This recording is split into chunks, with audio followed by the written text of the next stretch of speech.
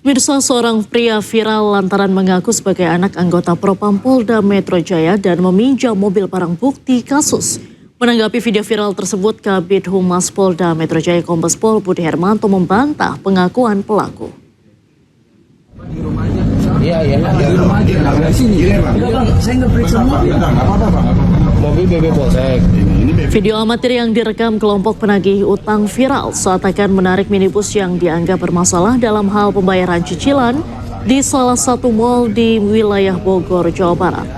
Pemilik kendaraan yang menolak kendaraannya ditarik mengaku jika kendaraan tersebut merupakan mobil barang bukti kepolisian yang ia pinjam karena ayahnya merupakan anggota kepolisian yang berdinas di Direktorat Propam Polda Metro Jaya. Atas viralnya video tersebut, Kepala Bidang Humas Polda Metro Jaya Kombes Pol Budi Hermanto langsung mengklarifikasi. Selain itu, pelaku yang berada di Yogyakarta rencananya akan segera dimintai keterangan di Mapolda Metro Jaya. Ada suratnya? Ada surat dari Polda Metro Jaya akan menyampaikan informasi dan fakta. Yang pertama adalah tidak benar bahwa saudara MAF ataupun orang tuanya sebagai anggota Propam Polda Metro Jaya. Yang kedua, kami juga akan meluruskan satu unit kendaraan tersebut adalah hasil take over kredit. Jadi bukan merupakan barang bukti dalam proses hukum di Polda Metro Jaya. Polda Metro Jaya mengajukan perpanjangan masa pencekalan Roy Suryo CS tersangka kasus fitnah ijazah palsu Presiden ke-7 RI Joko Widodo. Masa pencekalan diajukan diperpanjang dari 20 hari menjadi 6 bulan.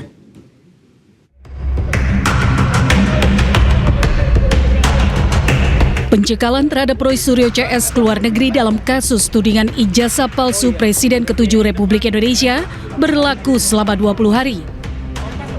Namun Kabid Humas Polda Metro Jaya menuturkan pencekalan terhadap ke-8 tersangka ini akan diperpanjang dari awalnya 20 hari menjadi 6 bulan.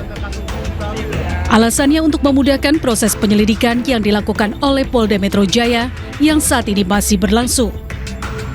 Jadi pencekalan oleh penyidik itu dikirimkan untuk ke-8 yang berstatus tersangka. Itu berlaku selama 20 hari dari tanggal 8 November sampai dengan 27 November 2025. Tetapi akan diperpanjang untuk pencekalan selama 6 bulan ke depan. Ini surat masih akan berproses untuk pencekalan kedua. Sebelumnya Roy Suryo CS tak ditahan usai diperiksa sebagai tersangka terkait kasus fitnah ijazah palsu Jokowi pada Kamis 13 November 2025 lalu. Mereka tak ditahan karena mengajukan saksi dan ahli meringankan. Dari Jakarta, Rani Sanjaya, iNews melaporkan. Ke informasi lain, pemirsa, Sekjen PBNU Saifullah Yusuf merespons kabar beredarnya hasil risalah rapat harian Syuriah yang berisi permintaan agar Ketua Umum Yahya Khalil Stakut atau Gus Yahya mengundurkan diri.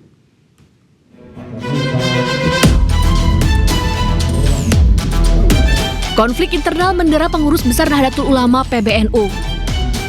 Yahya Khalil Stakut atau Gus Yahya diminta untuk mundur dari jabatan sebagai Ketua Umum PBNU. Permintaan mundur berdasarkan kesimpulan hasil rapat harian Syuriah PBNU yang hasil pertemuannya beredar di media sosial. Menurut Sekjen PBNU Saifullah Yusuf, seluruh pihak diminta menunggu informasi resmi dari Syuriah PBNU. Meski tidak menegaskan benar atau tidaknya kabar tersebut, ia meminta seluruh pengurus NU di berbagai daerah tetap tenang dan fokus pada aktivitas organisasi seperti biasa. Tapi saya ingin sampaikan aja ya bahwa itu adalah di jajaran Syuriah. Kita tunggu aja informasi yang resmi, jangan berspekulasi. Saya minta semua pengurus NU di semua tingkatan untuk tetap tenang, menjalankan aktivitas konsolidasi seperti biasa. Sementara di PBNU serahkan kepada Syuriah PBNU sebagai pemimpin tertinggi di sana. Itu aja cukup. Assalamualaikum warahmatullahi wabarakatuh. Salam. Sementara itu, meski kini tengah didesak mundur oleh jajaran Syuriah PBNU, Yahya Khalil Stakuf atau Gus Yahya menegaskan tidak akan mundur dari posisi Ketua Umum Pengurus Besar Nahdlatul Ulama. Saya sama sekali tidak terbersit pikiran untuk mundur karena saya mendapatkan amanat dari muktamar ini untuk 5 tahun. Sudah muktamar 34 yang lalu. Saya mendapatkan mandat 5 tahun dan akan saya jalani selama 5 tahun. Insya Allah saya sanggup. Maka saya sama sekali tidak terbersit pikiran untuk mundur. Saya tandaskan bahwa rapat harian Syuriah menurut konstitusi ADRT tidak berwenang untuk memberhentikan ketua umum. Sebelumnya, Yahya Khalil Stakuf merupakan Ketua Umum PBNU pada masa khidmat 2022-2027. Ia sebelumnya terpilih dari Muktamar ke-34 PBNU di Lampung pada akhir Desember 2021.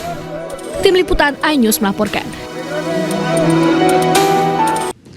Pemirsa, Komisi Pemberantasan Korupsi, Kejaksaan Agung dan Polri saling pamerkan uang hasil kejahatan yang berhasil diungkap mereka. KPK menyatakan kegiatan itu sebagai bentuk transparansi dan akuntabilitas kepada masyarakat.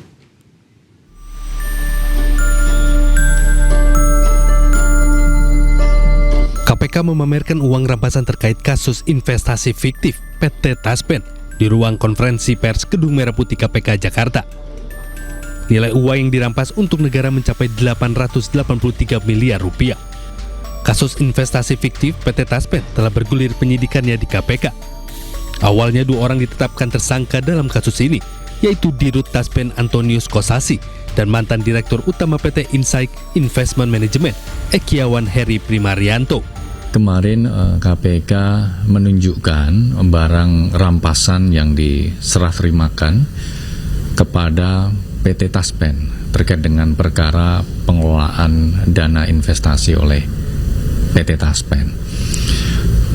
Kami menunjukkan barang rampasan yang diserah terimakan tersebut yang pertama tentu sebagai bentuk transparansi dan akuntabilitas kepada publik, sehingga masyarakat bisa betul-betul melihat bahwa barang rampasan, ya, ini bukan sekedar barang sitaan, tapi ini barang rampasan yang memang sudah ditetapkan untuk dirampas menjadi milik negara. Itu tidak sekedar angka, tapi memang ada wujud uangnya. Sebelumnya, Kejaksaan Agung juga menyerahkan uang hasil sitaan dari tersangka korporasi di kasus dugaan korupsi CPU. Total kerugian negara yang berhasil diperoleh mencapai 17 triliun rupiah. Namun sekitar 4, triliun rupiah belum diserahkan karena penundaan penyerahan dari 2 korporasi. Total lebih dari 13,2 triliun rupiah uang yang disita diserahkan kepada negara melalui Kementerian Keuangan dan disaksikan secara langsung Presiden Prabowo Subianto. Tumpukan uang senilai 2,4 triliun rupiah dihadirkan langsung di lokasi konferensi pers. Saya ucapkan terima kasih dan penghargaan kepada semua jajaran, terutama Kejaksaan Agung yang telah dengan gigih bekerja keras untuk bertindak melawan korupsi, manipulasi, penyelewengan. Selain itu, pada 25 Agustus 2025, Direktorat Tindak Pidana Cyber Barreskrim Polri juga membongkar kasus judi online. Sejumlah barang bukti ditampilkan dalam kegiatan ini, termasuk tumpukan uang hasil sitaan judi online. Tumpukan uang dengan pecahan Rp100.000 ini terbagi dalam tumpukan per 100 juta dalam tiap plastik. Selain itu, ada juga barang bukti elektronik yang ditampilkan. Sebelumnya, Polri membekukan 576 rekening dan 235 rekening dengan nominal yang berbeda. Total dana yang dibekukan dan disita mencapai 154,3 miliar rupiah. Tim Liputan iNews melaporkan. 16 orang masih hilang dalam insiden longsor Banjarnegara. Informasi selengkapnya kami hadirkan usai jeda, tetaplah di iNewsroom.